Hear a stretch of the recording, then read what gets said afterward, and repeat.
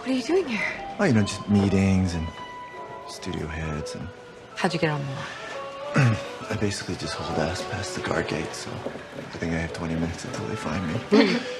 You don't have a break coming up, do you? I'm off in 10 minutes. Can I hide in the bathroom?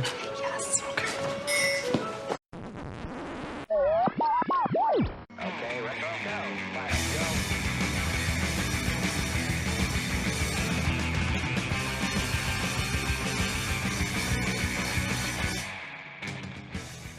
Hello and welcome. Welcome and hello. This is Wait, You Haven't Seen. It's a show where we talk about movies and specifically talk about a movie at least one of us has never seen before. I'm your host, Travis, aka TV's Travis. This is episode number 314. And our movie this week from 2016 is La La Land. And here to talk with me about it, it's Mary Patterson. Mary, how are you? I'm good. How are you? I am doing well. All right. So, what is your history, if any, with La La Land?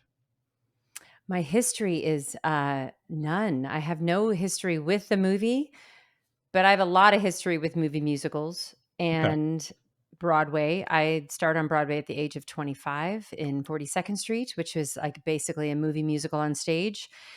And it was also during 9/11, which was a very stressful time I in would New York imagine. City. Yeah. But I did Broadway for 18 years. And in 2016, when this came out, I was in LA. I lived in LA off and on about 5 years prior to that. And I lived in LA for 8 years with my kids. Okay. My first son was born in 2012, my second in 2015. So right after that was when this movie came out. And I didn't see it right away because I had also just worked with Channing Tatum, teaching him how to dance for, ironically, a movie musical in a movie called Hail Caesar with the Coen brothers. Okay. And so that would be my only, I remember, being a professional dancer. Mhm. A lot of us professional dancers, especially when a movie musical comes out, we all kind of get on our social media together and go, "Oh, what did you think? Did you see it? Did you? Huh? What is it? Who do you know that's in it?" And I remember driving down Sunset Boulevard and seeing the poster of this movie specifically, and seeing Ryan Gosling's hand. And if you can see me doing Yep. this now, it was extended more, but and in interviews, he has since said that that was a bad choice. But a lot of us dancers were like, "Oh, uh-oh." Like, just from that one arm movement, Mhm. because you're a professionally trained dancer, you're looking at all the technique and all that Yep. stuff. So I avoided it because I just I don't know. I love movie musicals. I loved Whiplash. I loved Damien Chazelle. I don't know that I could have really seen it knowing all of what I just had gone through with Channing Tatum and Sure. teaching him how to dance and all of that, which we'll get into. But that's my only connection with La La Land. There's none other. It took me a long time to watch it. Yeah. Well, I'm kind of in the same boat in that it took me a long time to watch it as well. It came out in an era in my life where I just couldn't get out to the movies as often, and Yeah. so just kind of missed it.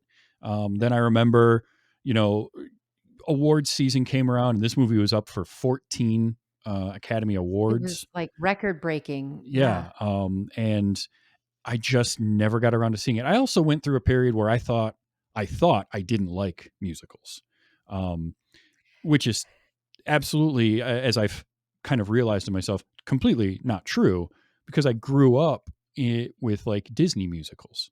That was Yeah. the thing at the time. What I realized was I had been forced to watch some musicals when I was real young, and so it gave me the impression that like I don't like musicals.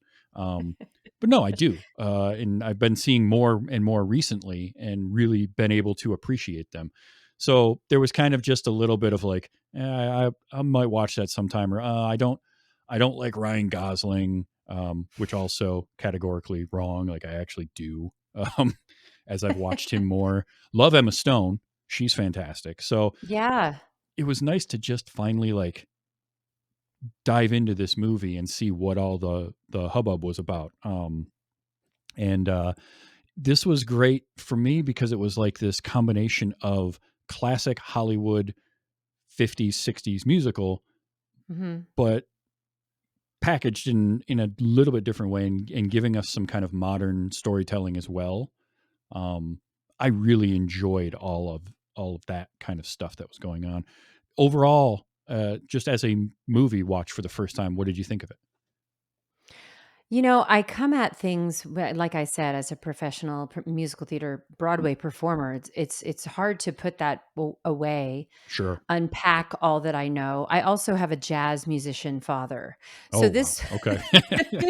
this movie, if you don't know, if you haven't seen it, yes, Ryan Gosling plays a jazz pianist, and Emma Stone plays an actress. And I've also gone through a lot of auditions at in LA, Mhm. and the way that they depicted that in the film was spot on, exactly right, and so painful to watch a little bit. I could imagine. But I try to unpack all of that stuff as I watch something. It's very difficult, which is probably why, it's harder for me to watch things that are closer to my real experience of Sure. life. But I really, and I love, I am a big movie buff, movie musical buff. I as well was raised with movie musicals, but I was raised with the ones of Singing in the Rain, Fred and Ginger, Eleanor Powell, Ann Miller. I mean, I went back all the way to the golden age of Hollywood. So when I saw that they had filmed this, that Damien Chazelle decided to film this in CinemaScope, I knew exactly I looked it up immediately and I was like, uh-huh. He Yep. filmed this to look like those 40s and 50s musicals, which I loved. I love the homage to Singing in the Rain. I even love that Ryan Gosling kind of, took one of the lamppost and went around it. He Yep. didn't fully do a Gene Kelly, but there's moments that, in the film that I just love the homage to it, especially the way it was filmed. I think that that's beautiful. I think the idea of it, of melding the two worlds together, of being a struggling musician and struggling artist in LA Mhm. and having it be that old movie musical style, I think was great. I'm such a traditionalist. And there is a line, actually, I wrote it down. There's a line that John Legend's character says that really hit home.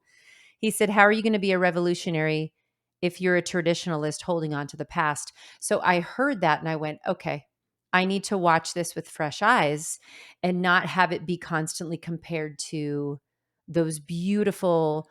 I say Singing in the Rain is one of the most perfect movie musicals Mhm. Oh on yeah. film. It's hard to be that, but I feel like they did the best they could with what they had. Yeah, it what I liked was from a technical aspect, like so much that they did in this is just mind-boggling. There's a lot. Damien Chazelle did so many long takes, and it was very evocative of old musicals in that way. Um, Oh my gosh, the opening scene is all one take. That's yeah, so difficult to do. and and I also learned that this was shot completely on film. It wasn't digital at Mhm. all. That Yeah. to me is a great look. They brought in who was the cinematographer for it because I think Yeah, the uh, cinematography to shoot it in CinemaScope on film gives it that classic old Hollywood feel that you yeah, really can't recreate. If you go, watch La La Land and then go watch Wicked, which is the latest movie musical that they've done, totally different vibe.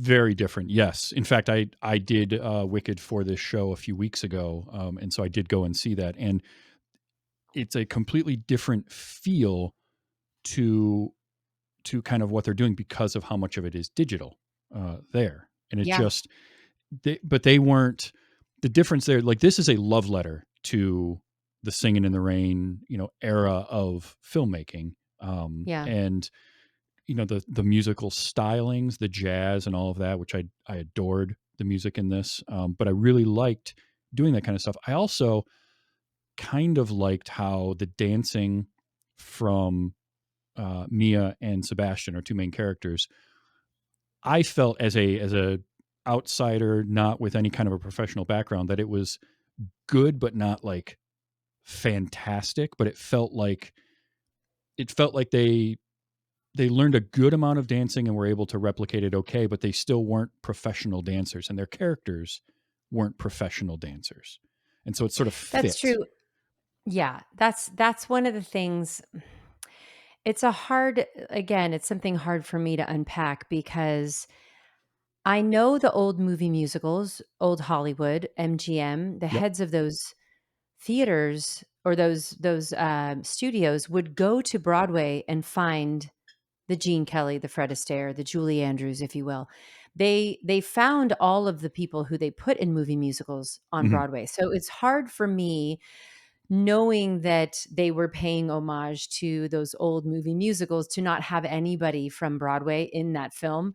Even in the chorus, it was all Los Angeles dancers, which Hmm. again, it's hard for me to not see the technique and just shake my head a little bit in frustration because I know so many people who could have been discovered with these Hmm. characters. But I also understand the business of Hollywood. You need to put a Ryan Gosling and you need to put an Emma Stone in the leads because you got to sell this movie.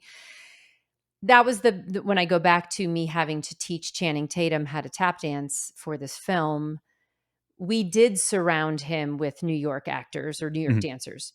So it makes that it elevates him a little bit. Sure. And it's hard because I felt that the dancers in the beginning, they can be pedestrian, but it could have elevated the film so much more if they actually had real beautifully musical theater technical dancers.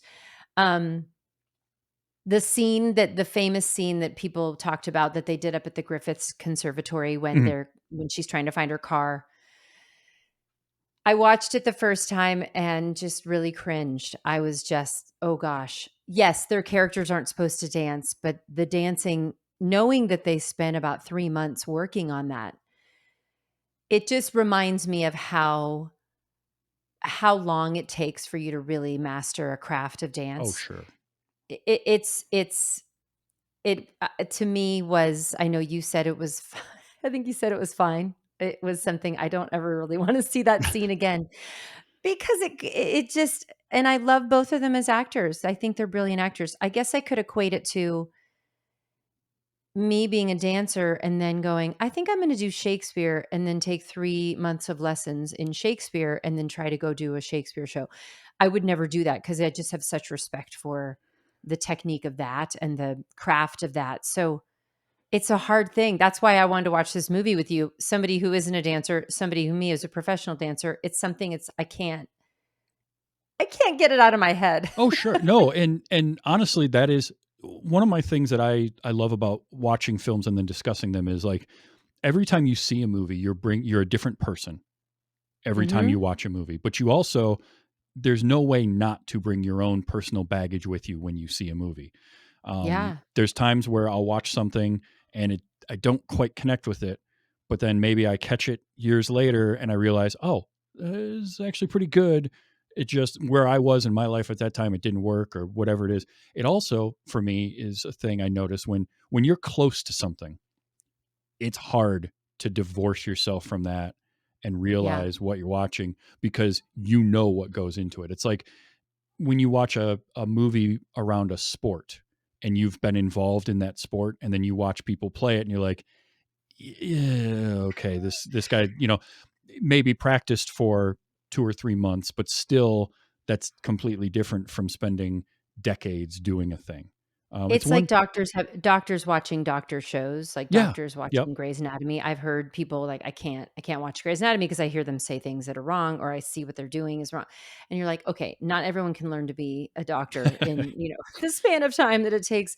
And I totally get that. I think what's hard for me is the such attention to detail of the paying homage, like Mhm. filming in CinemaScope and things like that, and then not even hiring a chorus of dancers that are technically trained. But that's just the dancing. And so and here's the thing that I know, if they're going to dumb anything down in anything I've seen, it's the dancing, including Broadway. Sorry. It's so true. It's something I've seen, dance on film it's that could be a whole podcast episode in itself.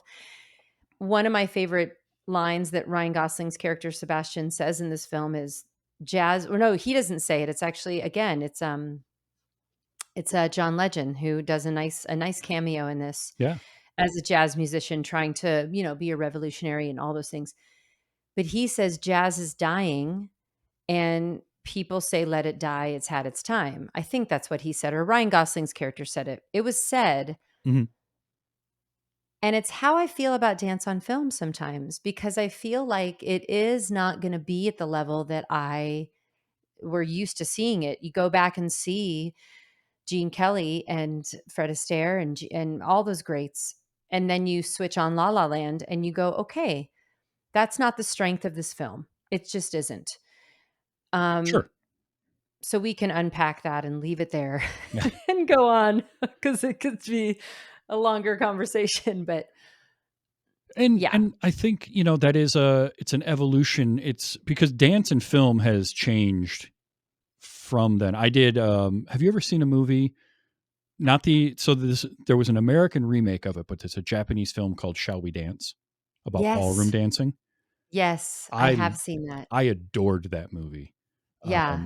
And so I much did too, so. and I'm not a ballroom dancer, so there's a difference in the technical part of Oh, that. I'm for sure. sure some ballroom dancers were bothered by it, I don't know.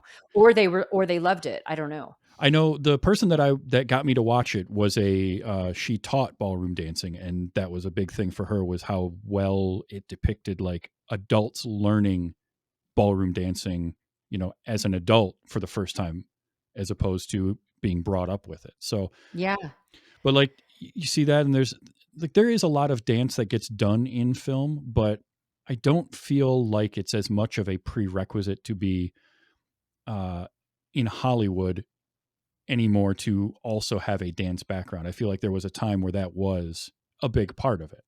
Um, yeah, so I it's agree because they'll do dance doubles.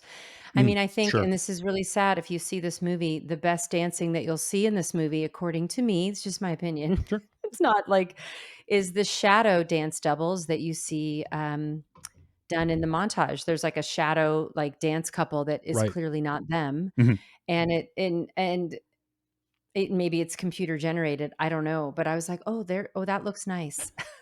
Well, I will say I think Ryan Gosling might agree with you, because I know at one point I saw a quote from him saying like the dancing was tough for him because he was just kind of extremities in all directions. Like he's like I couldn't control my body the way I wanted to, It type of is, and thing. he has a little bit of musical training, I Hmm. think. Yeah.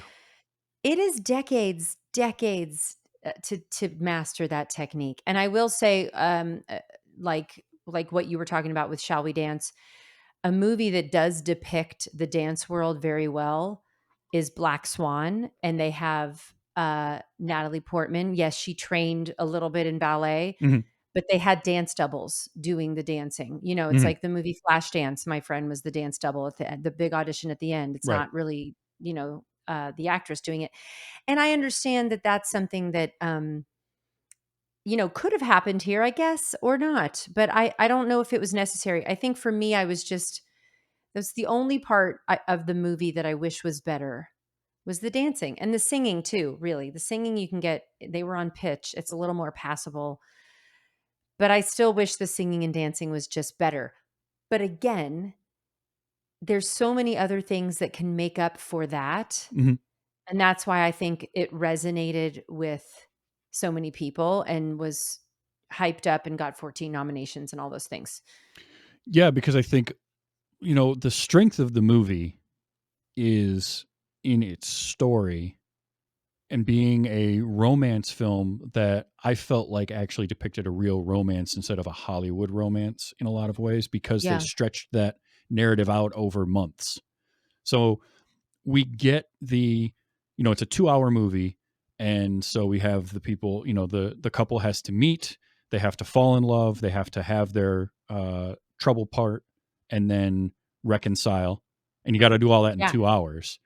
But to Yeah. take it and stretch it out over what is essentially a year and then the epilogue 5 years later makes it feel more realistic to me, that like these people, because they meet and then it's weeks or months before they really have a date, and then Yeah. it's a period of It's time not, again before yeah. they like get together, and I liked that a lot.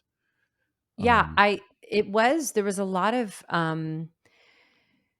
a lot of not non-dialogue connection with the two of Yes. them, which it was like an hour in before they had a real scene together that you were really hearing them Hmm. have a scene together, which was kind of crazy.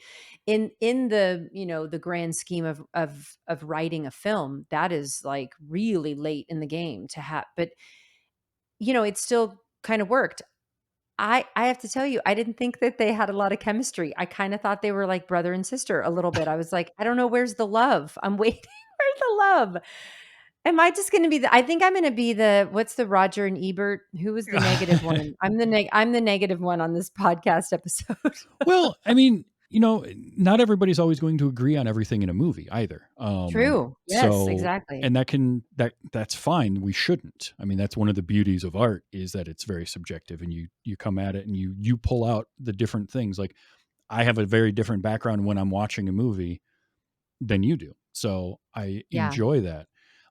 I can see what you're saying with the chemistry. I think that what worked for me with their relationship was that again they did take that long time for it, but the fact that the producers all basically had this pact when they were coming up with the concept for the movie that Sebastian and Mia are not going to end up together at the end of it.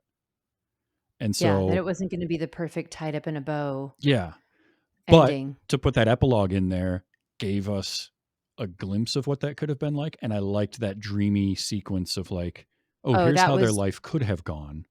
that last 5-minute montage, and if we're skipping ahead, I apologize. That Nope. last 5-minute montage makes up for everything.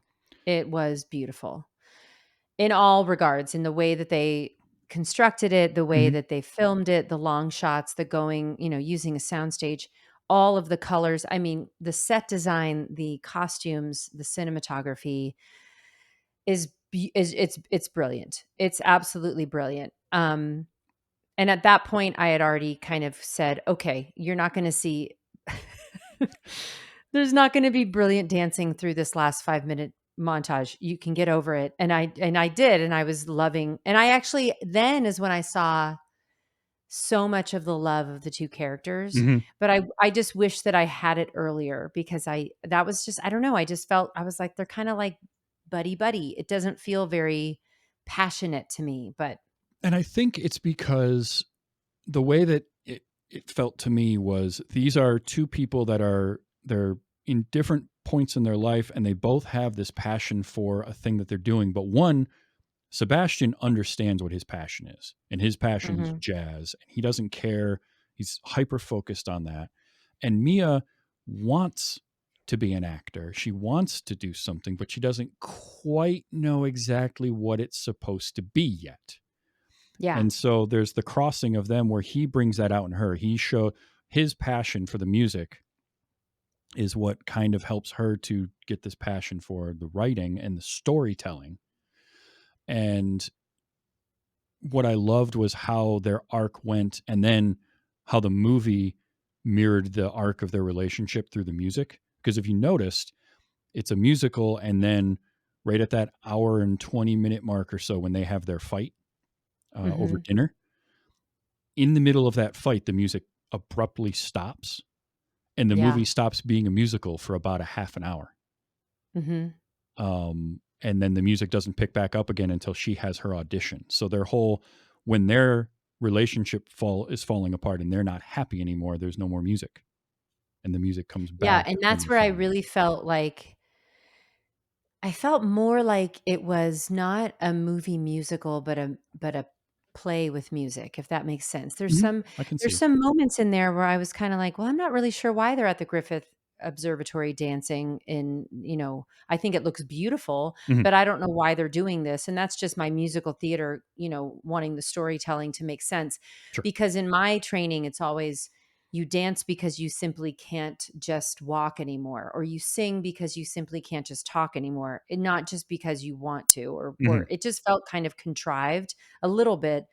But when what you're talking about, there are moments like that that were constructed that I thought were so beautiful in creating I mean, it sucked all the air out of the room when they had that fight. It really did. And that line that he says where he's like, "Maybe you liked me when what is it? Maybe you liked me when I was on my ass because it made you feel better about yourself. Mm, I was like, that's the worst thing you could ever say yeah. if you're a two artist household. I mean, I'm married to, we're both artists. Hmm. So it is, if you're in a two artist household and you both have dreams and you're both trying to go for those dreams at the same time, you're supporting each other and you're having to understand that one has to maybe go, one has to stay, one has to this and that. It is a tough thing. And it's funny because it was like, there were moments like that, or the scene where she was just like, I don't think I'm good. I think it's over. Like she was not going to go to the audition. Yeah. I'm like, I've absolutely been there. 1000%. And it's tough, right? Because like for Sebastian as a character, he's so passionate about music and jazz and keeping what jazz was. I love the scene right after she says she hates jazz. And because like it's so well done because there's that stop and she looks at him and like, are you okay? Um, Yeah. It's like, what? and then to smash cut it to them listening to some jazz, and the way he talks about it Hmm. is one of, for me, it's one of my favorite things. I love when people are passionate about something and they almost can't find the right words or get them out in the right order because it just wells up and means so much to him. And he's sitting here talking about like, look at the way the saxophone player is taking over the song and like Yeah. explaining this to her. And it's such a great performance from Emma Stone in that scene to take that in, and you can see it turning in her head. But then she's also like, yeah, but what about Kenny G? What about the jazz that I've listened I to know. that And I it's like know the of? worst. Like It's the worst reference. it is. I just went, But then like Kenny G isn't jazz. What are you talking about? right. Yes. But like the idea of the K jazz, right? The radio station that gets played at a party that no one's actually listening to. It's just the background noise. Elevator music. Yes. Until you understand jazz, having been raised with jazz. Mm-hmm. And yes, you're right about seeing somebody be so passionate about something. I actually, before that, you kind of thought his character was just this jaded musician and he was Yeah. just kind of over it. He was pissed off that this place was turning into like a tapas place or Yeah. something. It's Exactly. sort of like watching, if you're a jazz musician, it's like watching like Birdland be turned into, or Blue Note in New York be turned into like a Mexican joint or a tapas place or whatever. Um, yeah, I think you're so right to see him talk about jazz. And as somebody who was raised by a jazz musician, that's how my dad, I mean, I was the one of my brothers and sisters who would just absorb it, and he would talk about, all these greats, and we would sit and talk about Oscar Peterson and Buddy Rich and all these musicians are just amazing. And I loved it and I still do. And so when I saw that this when I saw this movie, like I said, was about a dancer, or not a dancer, an actress and a jazz musician, I was like, "Ooh, I am in for it. I got to unpack all this stuff." But in hearing him talk about that scene you're talking about, he's absolutely right. It is how you listen to jazz. And there are different kinds of jazz. There's acid jazz, there's like Yep. all these, there's jazz that I don't even like, that's like if you've been introduced to the wrong jazz for you, Yeah. Yeah. Oh like yeah. if you Well, Kenny G's jazz. it's like what I talked about with musicals where, in elementary school, that would be a field trip as we would go and see a musical performance. And as a kid, if it wasn't going to grab my attention right away, now I'm stuck here for the next hour and a half and I Yeah. have nowhere to go. It plants the seed that I don't like musicals, or the different types of jazz. If you're exposed early to stuff that's being called jazz, that is just not the kind that you like or doesn't connect with you, it's sort of like, I mean, music wise, it's the cliche of I like everything, but I honestly do like all forms of music because the musical expression is what it's about. Yeah.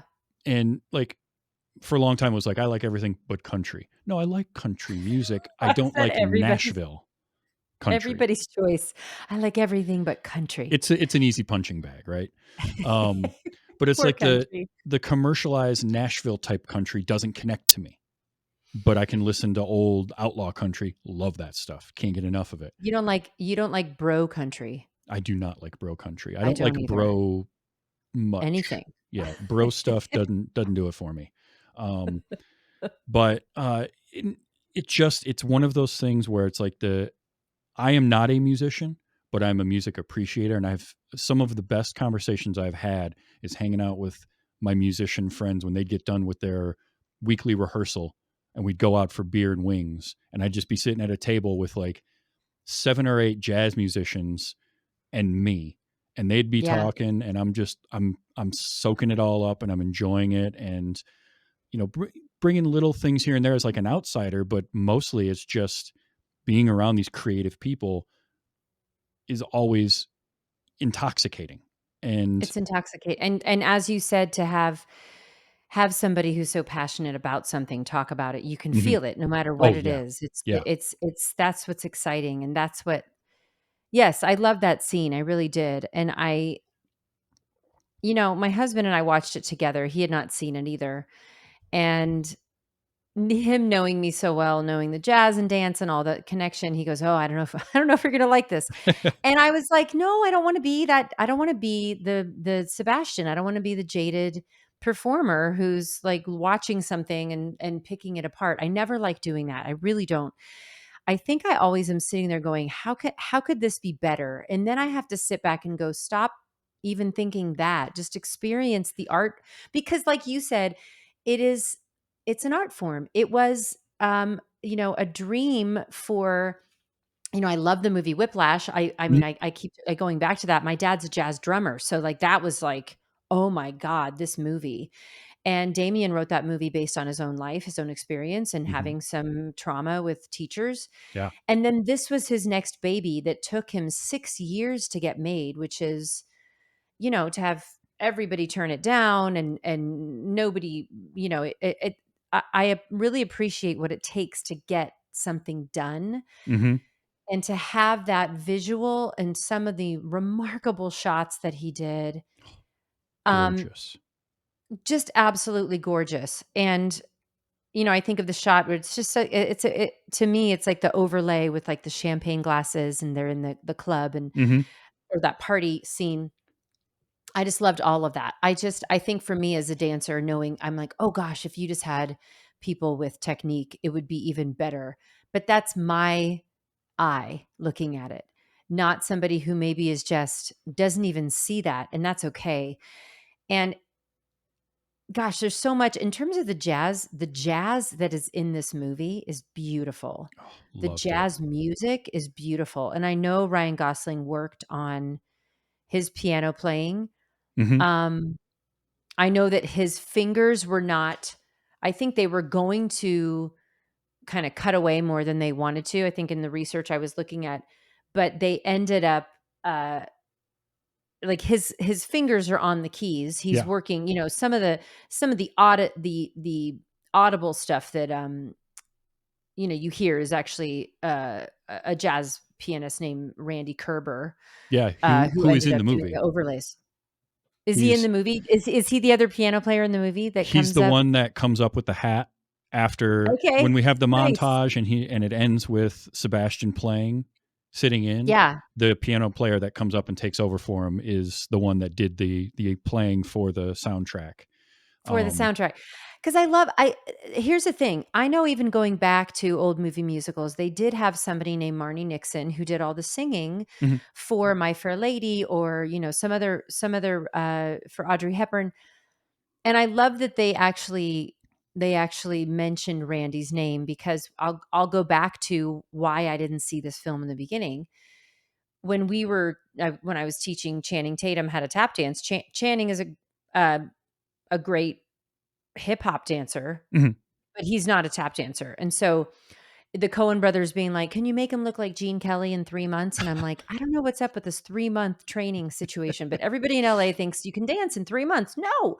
Give me 30 years and maybe I can make him look like, it was a task. But what happened was we overdubbed his tap sounds in that he was moving his feet, but Mhm. he wasn't articulating the steps. So I say that because we didn't get credit for that. That wasn't Mm. in the interviews. He didn't talk about it, all that stuff, which kind of was that's why when this movie came out and I knew that it was this and that, I was like, I was kind of in that jaded place of like, I don't Sure. want to see somebody else fake it, Mhm. knowing that someone else. But the fact that they mentioned Randy Kerber and that he was actually in the movie was, I think that's honorable. I really love that. So shout Yeah, out to producers. yeah, and honestly, too, a shout out to Ryan Gosling for practicing like he did in order to Yes. play, because he has a musical background, like Yeah. he's done music, but I think if I remember correctly, he could play guitar, and so he and John Legend actually had to kind of flip. John Legend had to learn enough guitar to look passable for this movie, Yeah, whereas that's right. but I read that they had a piano double for Ryan Mhm. Gosling, and like day one of the shoot, they were like, "Well, we don't need this guy because Yeah, Ryan's which good I think is enough." so impressive. Um, and it is one of those things that adds again another layer to a performance when you can look good at what you're doing, and it can at least look like you know what you're doing.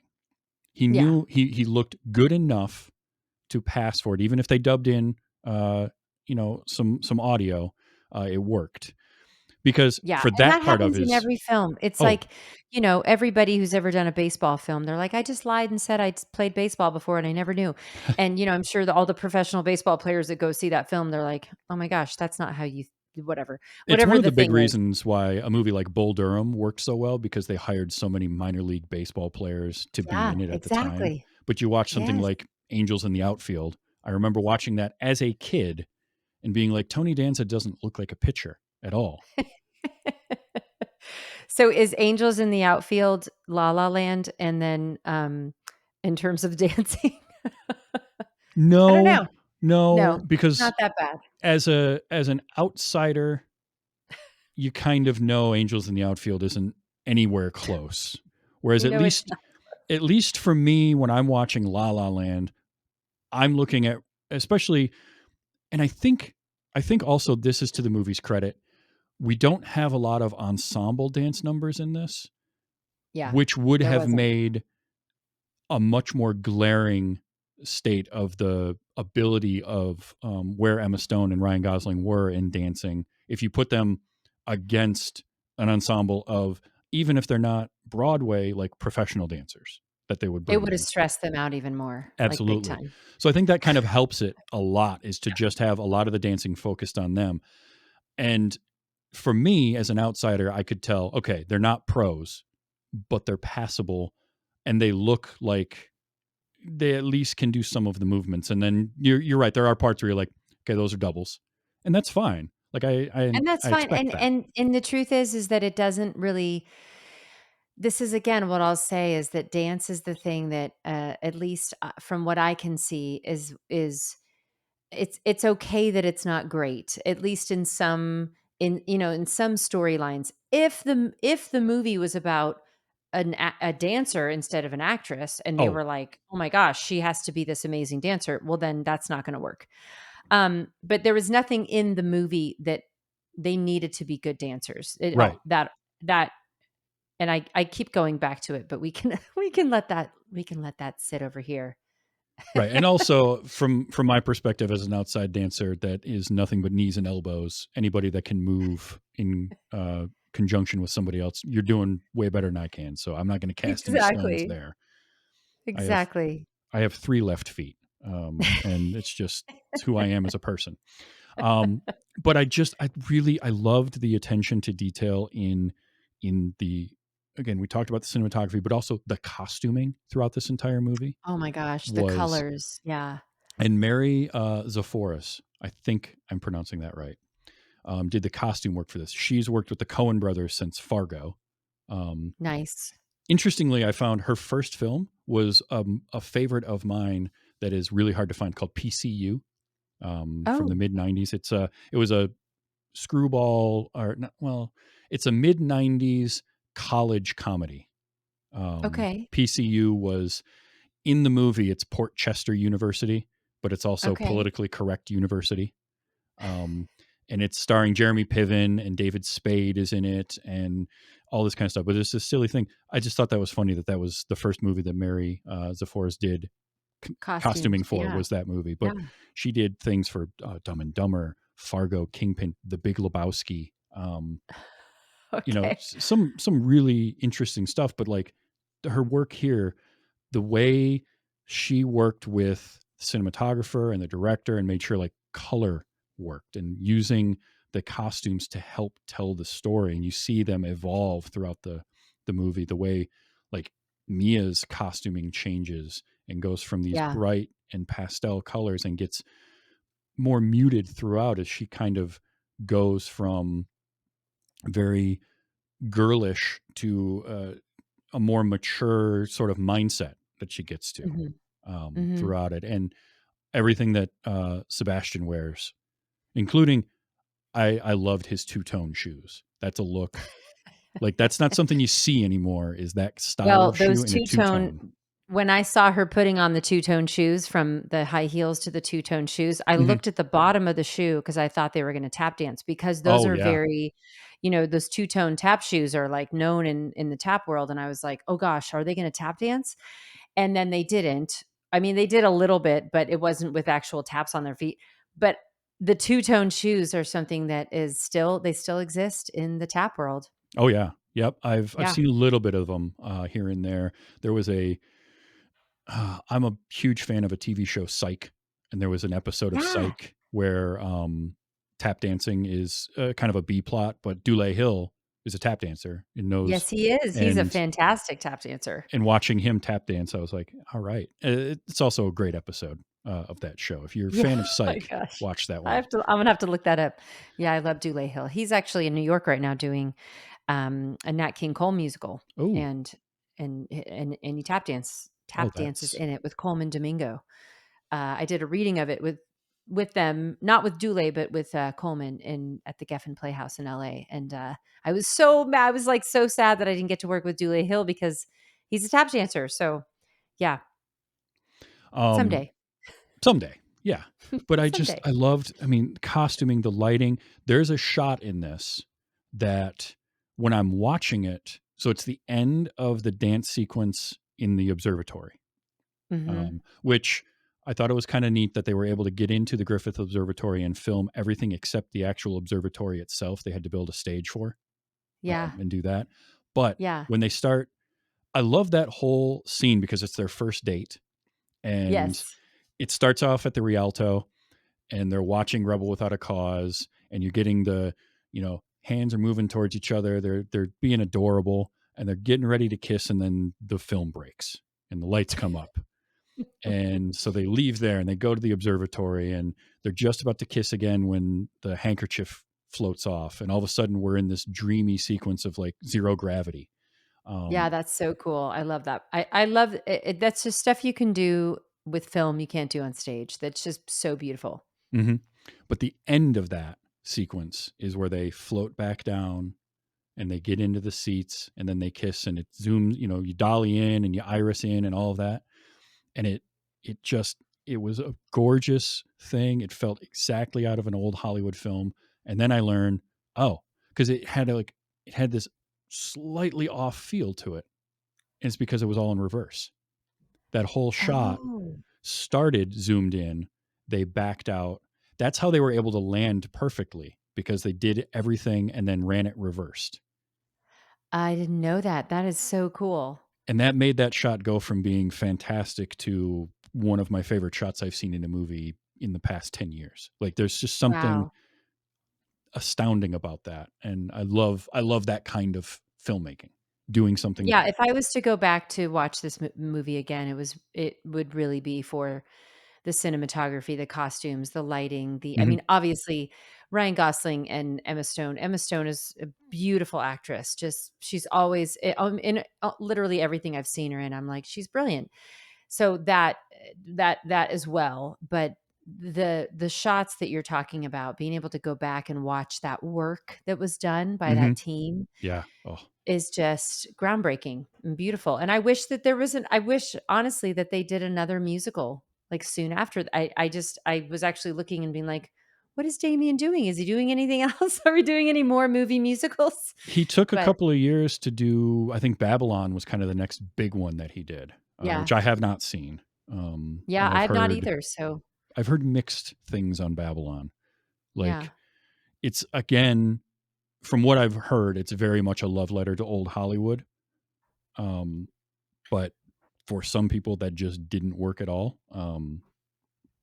So I don't know. I will probably watch it at some point after seeing this, just to see like where he went from here, because Yeah, and I love that he loves old Hollywood. I mean, Mhm. that's something that he and I have in common. I really do. I absolutely love and I romanticize old Hollywood a lot, and and love it. So And that was another thing too in this movie, was Sebastian as a character was very romantic about jazz and about sort of what he wanted out of life. And I loved the Mhm. line when we first meet him and his sister in his apartment, and he says, "Why do you say romantic like it's a bad thing, like it's a bad Yeah, word?" yeah, Um, and her response is perfect, like, "Well, past due notices aren't romantic."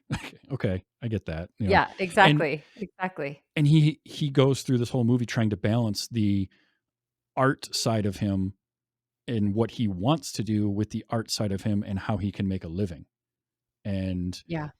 all like his acting in the scene where she's on the phone with her mom and he's hearing it from the other room is really good, because you can see that going on in his head. You can see that struggle where he's hearing her talk to her mother about, you know, no, he hasn't opened his club yet. No, he's going to. Don't worry about it. And he's over here like, I got Getting a this real offer. job or getting a steady job, as she says. Yeah. Yeah. And he's over here like, I got an offer from my friend to have, a steady job. I should go do this, thinking that's what's going to be good for her as well.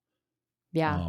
And so he does do that. And it's that constant balancing act of, production versus expression in your art. Right. And Like, it's the little choices that you sometimes you have to take, mhm, jobs that will pay you money to just be able to live. And it's yeah, that whole scene hits home because as an artist, and if you are somebody who's been struggling and trying to make it happen, especially jazz, which, jazz is a niche that some people don't really, it's not something that's gonna. I don't know who is a huge jazz star right now that's like, crossed over. yeah. It doesn't really happen anymore like it used to. So to make a living as a jazz pianist is tough. And they depict that really well with the little choices that you make as an artist and how they can affect your entire life. It's Hmm. like that's the heartbreaking part about the end montage is that, if you had just made one different choice, maybe all this would have worked out, maybe. But then that's also what Hollywood does, is romanticize this perfect love, this perfect life, and Yep. it all is wrapped up in a bow, which isn't how it really works. And it's another thing that this movie really nails, is it gives us both of those things, because we get it's a balance of the dream world of Hollywood and the way that the old musicals would depict things. We get that, but we also get sort of this harsher reality of like the struggle and the harder parts of it, and the constantly getting told no.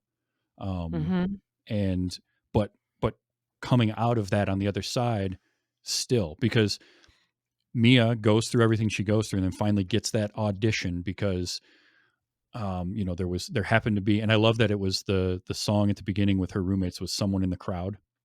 And then Yeah, it's because there was someone in the crowd at her one woman show that yeah. she got that audition, and she managed to take that one audition and turn it into what appeared to be a fairly successful career for 5 years, along with a home life and all of that. And Sebastian also got to where he wanted to be, owning his jazz club, but they didn't get there the way that either one of them thought they would. Which is what happens. Yeah, it's absolutely what That's happens. that happens in whatever it is that you do. You don't get there the way you thought you were going to, but you got there. Mhm. And, I did have a friend of mine who I went to college with who did do a solo show in LA. And the way that they depicted that was so perfect. Although when she did her show, we were all, the place was full. We were all cheering for her, things Mhm. like that. It didn't end up doing anything for her career, which was very sad because she worked so hard on it. And so many people do shows like that in LA just so that you can get a casting director to come see it. So that the fact that they made that work out for her was nice. Um, but that theater, that little theater that they were in was very, very indicative of the theaters in like the theaters that you would do those Yeah. solo shows in. So that was really well depicted. Hmm. And it's a thing that I've talked about a lot on this show as somebody who just enjoys movies and has done some amateur acting. I never begrudge anyone working on a project when you got No, bills to never. pay, ever. Like Or act you're just people. trying you're trying something that no one else has tried. Like, even Yeah, if you do a solo show and nothing ever happens from it, you freaking did that. right, That's really exactly. hard to do. Yeah. Yeah, sometimes you do things because of the art of it. Sometimes you do things because you got to make sure you can pay rent the next month. Whatever those are, it's balancing those things out. And I think this movie really depicted that very well, and in a way that, at least for me, resonated. And it You was didn't ever find out what Sebastian did for a side job, though, did you? Well, no, because he was the piano player at the J.K. Simmons, that was a nice little throwback that to was Whiplash, which I that love. was great, and I loved the line from Damien Chazelle about that, where he cast J.K. Simmons. And he said, we both enjoyed the inside joke of having him be the same guy from Whiplash, but it's years later after he's been fired. And he's decided that he hates jazz now and he only wants to hear Christmas jingles. I loved that. But it was great to see J.K. Simmons. Literally anytime he's on screen, I'm happy. It doesn't matter what it is. That Yeah, man is he's so fantastic. brilliant, and it was just fun to have him in there, and also, I found the reference of, um, Guy Patterson, who ended up being her husband at the end. Do you know Guy Patterson, that character from what That thing movie you is do. that? Yes, That Thing I, You Do, who also loved jazz. Do you remember? yes, He was a j so I I was do. just And it was funny I because was laughing at that. as this scene is unfolding and I see him for the first time, because I have this thing where sometimes it takes me a bit to realize who it is I'm seeing, or it'll trigger, but like the file retrieval in my brain, the guy running back into the file room to get me that info is slow. And it happened with John Legend. John Legend shows, I'm like, that's John Legend. Is it? And it took me like Is that most of that who scene. is I'm like, that? it, yes, it is.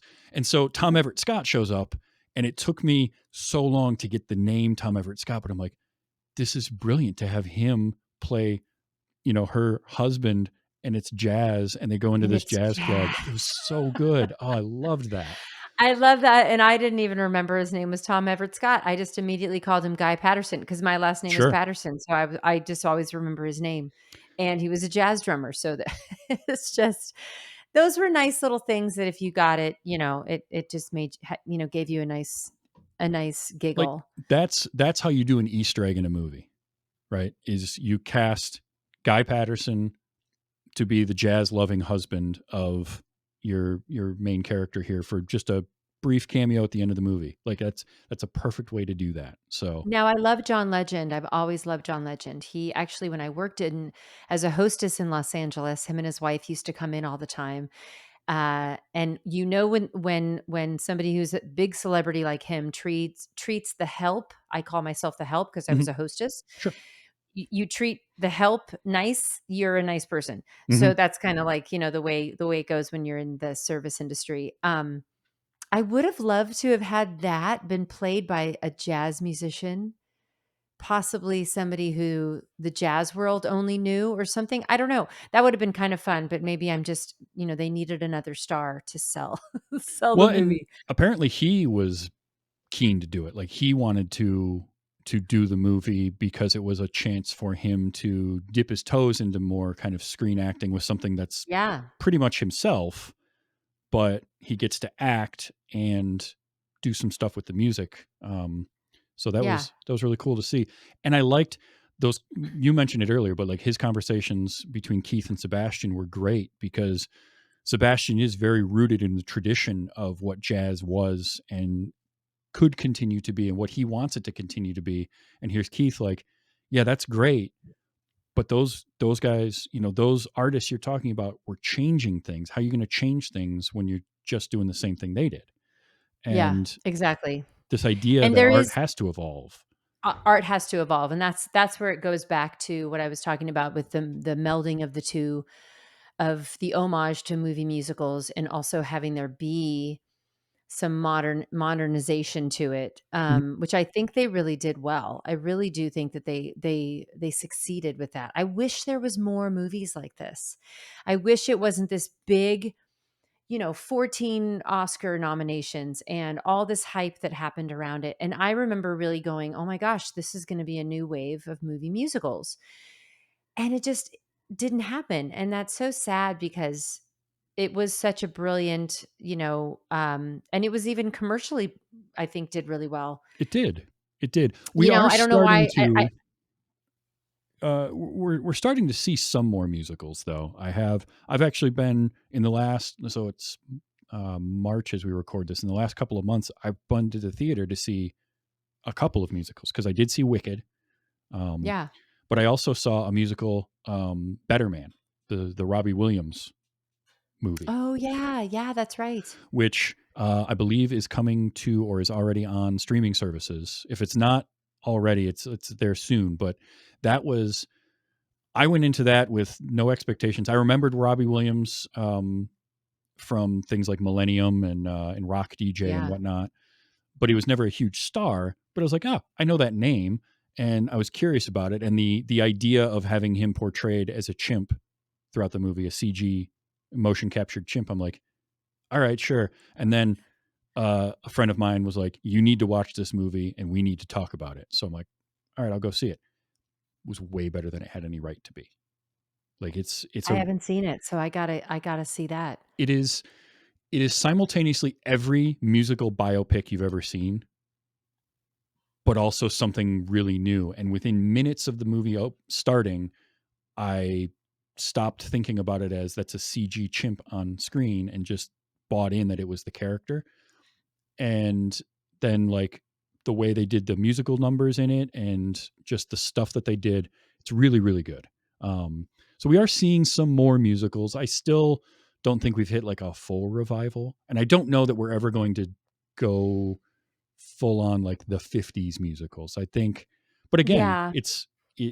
I also don't know necessarily that we should. We can have I some don't of, know. like, it's that fine edge because you've got to appeal to your audience today while keeping a foot in that world as well. So it's more of seeing them evolve. I would like to see more stuff evolve and iterate off of what La La Land did and Yeah. move that forward and give us some new things. I think we That could get there. meshing of the 2, Mhm. that meshing of the old and the new, I really do love that idea, and I do also love the Wicked idea of all the digital stuff and Mhm. being able to do that, but there is something so beautiful why you keep talking about the look and the cinematography and the shots of doing something in CinemaScope and doing everything on location, which I believe they did. Yeah. Most of the movie was on location. Just seeing the Warner Brother lot, like them walking through, I think it's really just finding the right story. Because if you go back to something like Singing in the Rain, that story is really high stakes. That story is really compelling. I mean, it is about, a real problem that people had back then, which was Yeah. the, silent movies going into sound and how are they going to save the studio? And there was all these things going on. And that's surrounded by all this beautiful dancing and singing that all makes sense because everything kind of comes from something else, Yeah. and that way of writing a script. And then if you have somebody like Damien directing it and having all those beautiful shots and you can meld something modern day into it, I think it's still possible, and also the reason why there was a boom in all those movie musicals is that people just needed to feel better about the Mhm. world because there was all this stuff going on. There was all, World War II and all these things. And so it was an escape and it was escapism. And that's Yes. what I know of doing 42nd Street during 9/11 was I was like, what am I doing? Why am I tap dancing in sequence? No one gives, a crap about this. Like, Mhm. why am I doing this right now when everything's falling apart outside the theater? But the people who were coming to see the show were like, thank you for taking me away from everything for 2 hours. I needed it. I needed an escape into a hopeful story. And that's what I think La La Land is. I mean, that's exactly what it is. So Yeah. I don't know. I mean, maybe it's just I think everything the pendulum has to swing back around every once in a Oh, while. sure. You think about like in the 70s how film got grittier and more realistic, and you had that wave of Coppola and Spielberg and the way that they did films. I'm thinking of stuff like The French Connection too. Um, Yeah. and how that was the response to the overproduced, or in their eyes, overproduced films of the previous 2 decades. And music was Yeah. doing a similar thing, right? You had all of these rock musicians, and then as that rock was getting more and more mainstreamed and produced and added to, and then all of a sudden the punk movement comes along because they're all like, let's strip this down and get back to the basics. We saw the same thing with the grunge of the early 90s, was Yeah. coming off of all of the 80s music, and then that evolved over the course of that decade before we got sort of the garage rock revival in the early 2000s. Films did a similar thing. They got very gritty and negative, and then the 80s everything goes in the other direction, and we kind of get those waves. And you get into the 90s and you start seeing people like Tarantino come along, who are looking back 20 years earlier and trying to pay homage to the grindhouse stuff that he grew up with, Yeah. and watching how that's evolved over the last few decades and all the people that that's influenced. So it does kind of go in these cycles and these things, and it's also escaping what's going on. So that escapism needs to be there too, whether it be escapism into something like La La Land or escapism into something ridiculous like a Godzilla film, Godzilla X Kong. Like that movie, I saw that. It was exactly what I wanted it to be, which is like a pro wrestling match between kaiju, right? But I could just go flip my brain off for an hour and a half and watch insanity. And Uh, you just know that's what yeah, exactly. You just know that's what you're in for. I have 2 sons, so I'm like, "Okay, I'm totally in. We're gonna watch, Kong and Godzilla or whatever it is." And you know what you're gonna get. And I mhm, think that you're right. All of that and I really do love the tipping of the hat to the past. mhm, I don't think we need to recreate the past. I think that tipping of the hat is what La La Land did such brilliant is they just did it so brilliantly. Um, and again, I just keep and it's really because it's the genre I love so much. I mhm. wanna see more of it, and so Yeah. anybody, whatever genre theirs is, it could be, anime or something, they want more of that. So that's where I love that, and I hope next time I see it, I can just swipe away the dancing. There's all that out of there because I know here's the thing. I know Mandy Moore is a choreographer from So You Think You Can Dance. She's a dancer of the LA commercial dancers, very different than a Broadway. Um, it's like the Sharks and the Jets. If you're going to go to West Sure. Side Story, There you go. the New York and LA, we're always going to be like, we're better, you're better, I'm better, whatever.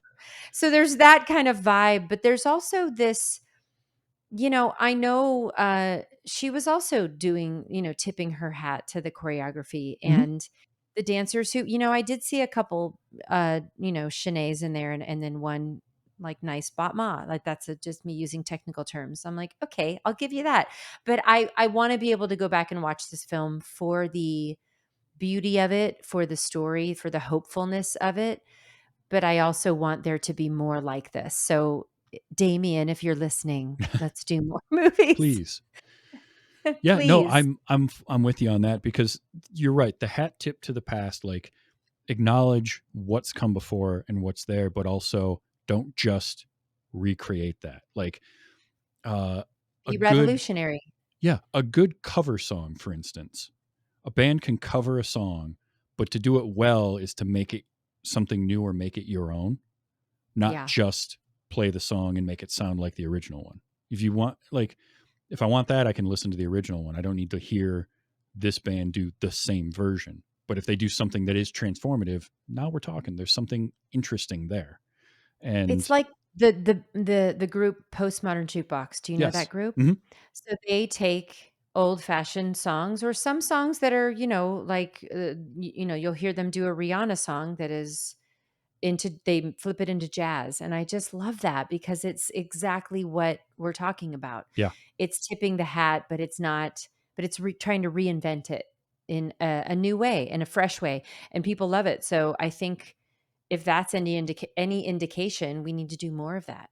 We do. And thankfully, too, what I've been seeing in especially film in the last, I would say, 15 to 20 years is uh, an influx of filmmakers and storytellers who love things and are really going for that and creating out of something that they really feel passionate about as opposed to as much of just push out content. You can tell the difference between something that is made by committee that is just paint by numbers, let's get something out that's going to put butts in seats versus something that has a passion behind it.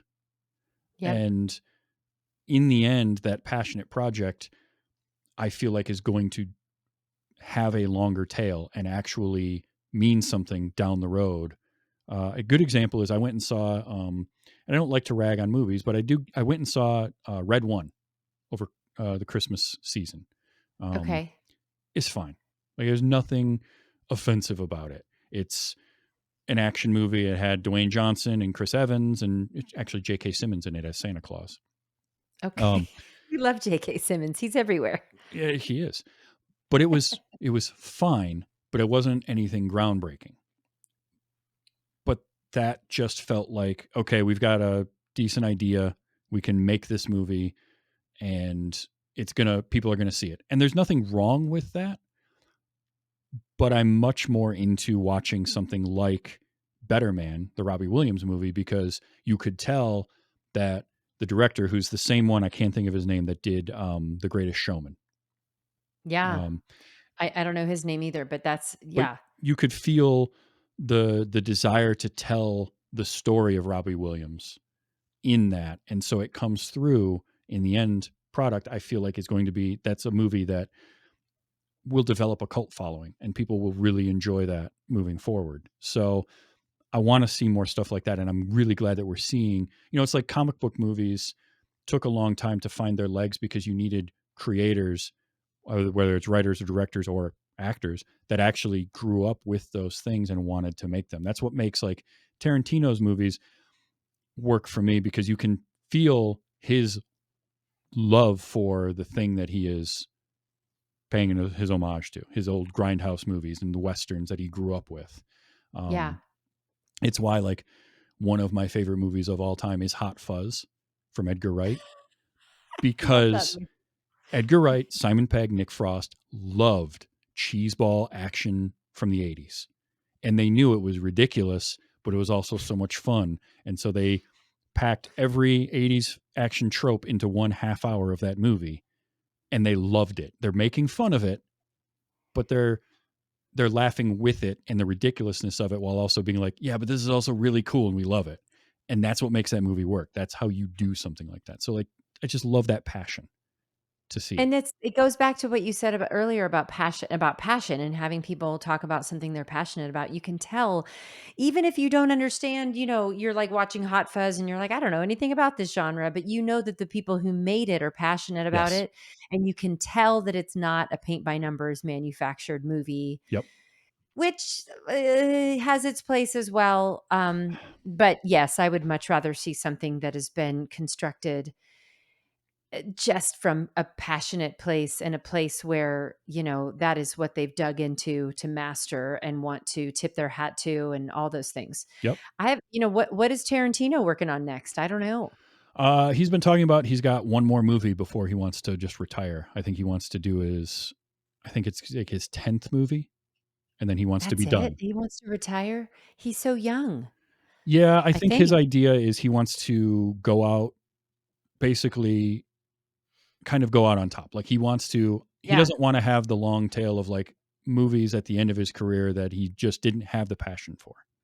Yeah. No, Whether it's that's got to actually snatch going to it up. happen or not, who knows? Because how many times have you seen? It's rare to find creative people always want to create, and it's a hard thing to get rid of. And Hmm. it like you don't see a lot of. I mean, we just lost Gene Hackman, but you don't see a lot of Gene Hackmans who do retire and stay retired. Yeah. I see it a lot with actors. I see it a lot with musicians, and even professional wrestlers will retire, but they just can't. They can't get rid of that, and they end up doing independent shows in bingo halls in front of like 150 people because they just can't stop You just doing still the have to thing. do it. Yeah, Yeah. exactly. So Exactly.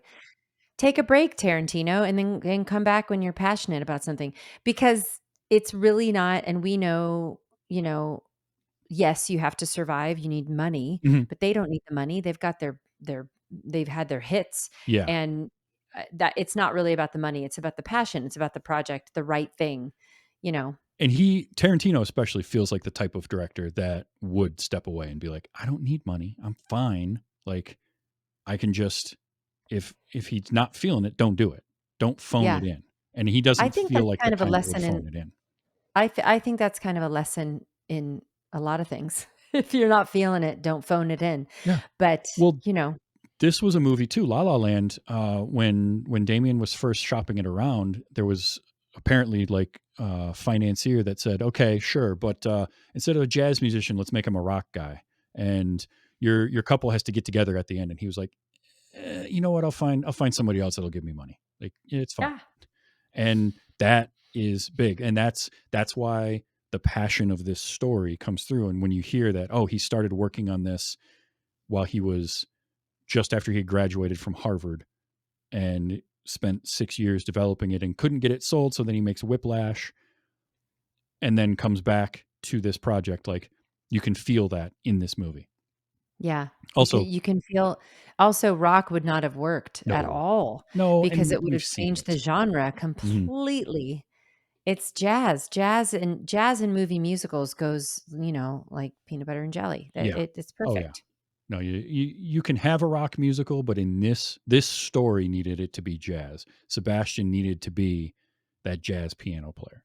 Is Yeah. perfect, and it just made And that for 50s, 60s jazz, that like, yep, that my favorite kind of jazz, the trio jazz, or the jazz that's like the Nat King Cole trio, if you ever like, or yeah. Oscar Peterson, as I mentioned before, just that beautiful classic jazz. I like to jokingly call it four guys doing solos because it's really they're all up there, and it's this that type of jazz is this beautiful dance of playing where they're all it's and the way he describes it in the movie is great because there is Mhm. conflict and they're like it's just you can tell these were scenes that were written by somebody who understands It's jazz. different every night with the solos, and you're playing off of each other, and one Yeah. person Oh, takes, love that. yeah, it is, that's the dance of jazz. And yeah, it's just beautifully, yeah. Could you imagine if it was rock and they were like, he's like a rock guitarist? I mean, It would just it it would be a wouldn't work. very different movie. And again, I've seen enough movies about rock musicians that I don't need another one. Like, give me something different. So this was Yeah. also nice and refreshing to get something different with jazz. Um, yeah, Yeah, this I was love it. I don't want a La La Land 2, but no, I want another, Damien Chazelle musical. yeah, yeah, because Yeah. we don't need any more of this story's been told, and these characters have had their story, and it's a perfect ending to it too. The Yeah. ending to this movie was absolutely pitch perfect where Yeah. they have that moment and apparently originally they were going to follow her out to the car and getting into the car and driving away Yeah. and cutting it where they did which is just the two of them looking at each other and it's that the entirety of their relationship plays out in that look between them and it ends with a little smile cut that's it Yeah. flawless. Loved, Yeah. absolutely loved the way that ended because it is that bittersweet moment of like, and they had said it in the previous scene where they're sitting at Griffith Park of like, I'll always love you. And it's like, that's not going to go away, but it also, it was, it was this acknowledgement that the love will always be there, but it won't always be the same thing. And that is something that I don't think gets talked about enough. Like, you don't just have to have, not every relationship has to be forever. and their Yeah, and relationship you was sometimes it was what it was, Mhm. and it was, and they also helped push each other towards each other's dream, Yeah. with Mhm. the fight at the table and then at the him, insisting that she goes to this callback. So, yeah, and that depiction of what love really is, it's not true love isn't perfect in a perfect 5-minute montage where you're dancing and all the things. Yeah. It's messy and it's, sometimes the wrong choices get made, but you'll always have that love for that person. So, Yeah. yeah. And the fact that they were able to depict, like, they go through that phase and they do have that perfect love and all of that. But then by the end of it, the acknowledgement, like him telling her, you're going to get this role after she has, by the way, the song she does, the audition song, Yes. all one take, and she sang it live on set. They had the composer, what's his name, Justin Hurwitz, playing piano on an earpiece for her, like in the next room. When Yeah. so when she went from spoken to singing, he started playing the melody for her, and she sang it all and did it all in one take. Yeah. Astounding. But to have That's that, hard to do. That's oh, hard to do in any regard. Yeah. especially also, they're shooting on film again, and I can't stress enough the fact that when you shoot on film the way that they did completely changes the production because you can't just shoot It's so forever. expensive. Yes. They It's it, different than digital. It's I th- like it yeah, yeah. I think it's every 10 minutes of film they have to change the film reels in the camera. So Yeah. you can imagine a shot, a one take like that that's, what was that, 4 minutes something? I don't remember how long, however long the song is. Yeah, it's 3, 4 minutes. She You has a get, couple takes to do it before they have to switch. yeah, it's just my I thought about bonkers. that in the opening sequence as well, which they did Mhm. all in one. I to be able to, because I've been in a movie where the cameraman had to dolly through, like, he was trying to move through all these obstacles, and just to the choreography alone of just the cameraman, just the Oh yeah. crew, just everybody trying to go through is so hard in itself. But then, you have all these performers, or you have somebody, like Emma Stone, who, what if for some reason she, the note didn't come out right or whatever, you got to Yep. go back to one, you got to go back to the beginning. And it's like, that's stress in itself Yeah, to get it right.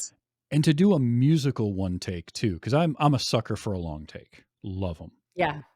And but it's one thing if you're acting through a one take, and it's another if you have to sing through that one take, Yeah. because your voice is only going to have so much in it before you got to call it a day and rest to be able to do it right the next time. So Yeah. I loved all that, but then I love how it goes from that scene, and she just nails that, and she goes outside, and she still isn't fully convinced. Mia isn't convinced she's going to get the part, and Sebastian's like, "You're going to get this part. You're going to do it, and when you do, you have to go 100% at it." All the way in. Yeah. Yeah.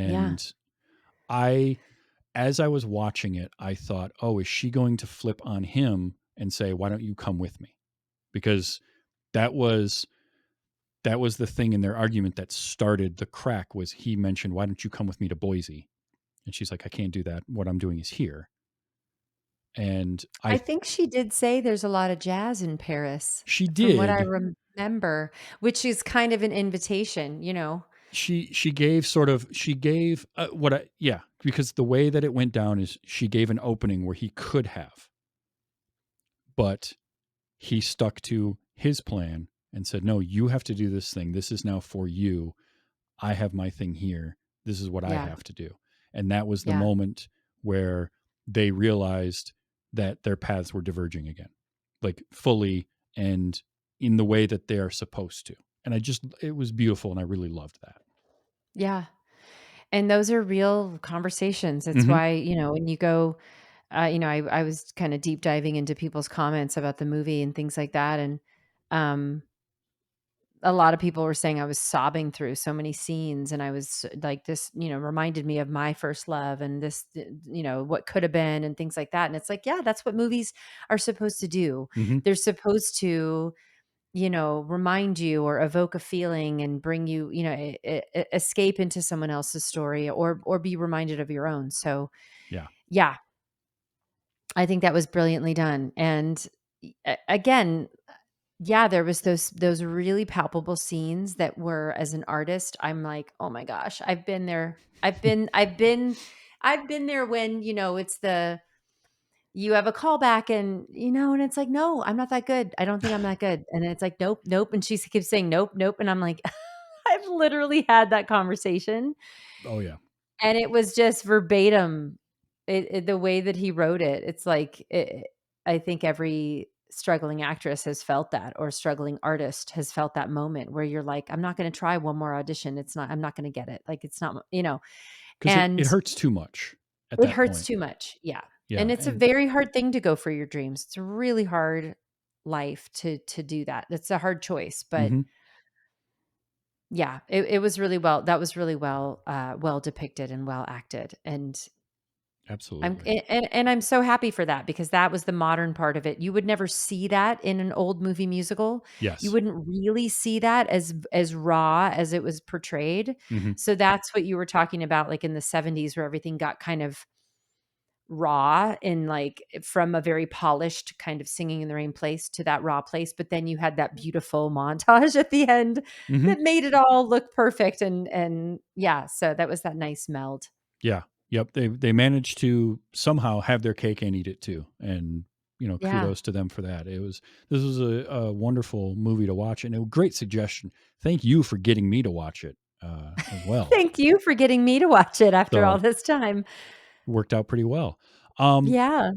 so let people know where what you're working on, or anything like that going on right now for you.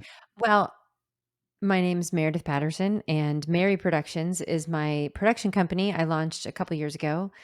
And meredithpatterson.com is where you can find me and find all things connected to me. I performed on Broadway for 18 years, and then, did some television and film in LA. So I still work, and I'm a mom of two. So I'm taking my, as I say, my mom chapter, but I'm still in the business. And just like Tarantino, I don't think he's going to retire. I'm not going to retire anytime soon. Um, I had a lot of success pretty early on, and just love that I have the ability, having had that, Mhm. been able to dance 8 shows a week in my own movie musical on Broadway, that now I'm able to, be a mom and, experience that side of life. And I think it'll just make me a better performer as I go into the next thing. But I do, the Meredith Patterson podcast that, is I just started it this year, and we're already doing pretty well. We do Mental Health Mondays, where I give, some advice on mental health and just navigating life. And then, every Friday we have a really great interview with people from all walks of life. Excellent. So, Excellent. Meredith Patterson podcast. And you said it was mhm, Meredith Patterson.com. .com. But Excellent. my family calls me Mary. So when you called me Mary, I was like, yes, we're family now. Well, thank you so much for coming on and talking with me about this. This was a wonderful conversation. We can do it again anytime you are interested in coming on talking about another movie. We'll find maybe I would something love with to less come back. dancing Anything. or better dancing. Maybe we can do that. Anything. I know, I know. It is true that but I would love to come back and talk about anything, because Excellent. honestly, like I said, I have gaps of there's a lot of things I haven't seen, being a mother. Well, there you go. That's what I do this show for. So thank you so much for being here. I do record this show typically live on Sunday nights, 8 p.m. Eastern time at twitch.tv/TV Stravis, or on YouTube, youtube.com/at TV Stravis. You can find links to this show, other shows that I do, projects that I work on at tvstravis.com, which also has links to merchandise and my Patreon. The Patreon does help to keep the show going, as well as letting me do some things like I will be doing a live version of this show at the Canyon Room at the Plaza Hotel in Las Vegas in a few weeks, as well Nice. as this year at Dragon Con again. So patreon.com/WYHS helps me to do things like that. But even just listening to the show on your favorite podcast player or on YouTube. So thank you for listening. Thank you, Mary, for being here. This was super fun. We'll do this again sometime. Absolutely. Um, Next week, I will have coming, let's see, back to the show from the Nostalgia Cast, Darren. And he wants to talk about Dune Part 2, which is exciting because I saw that in the theater, and I can't wait to just have an excuse to watch that movie again. If you like filmmaking, Dune, Denis Villeneuve is one of the better directors working right now visually. So definitely want to come back and check that out. That'll be next episode. But until then, thank you so much for being here. And everybody, remember to enjoy your movies and let's be excellent to each other. There's been Wait, you haven't seen.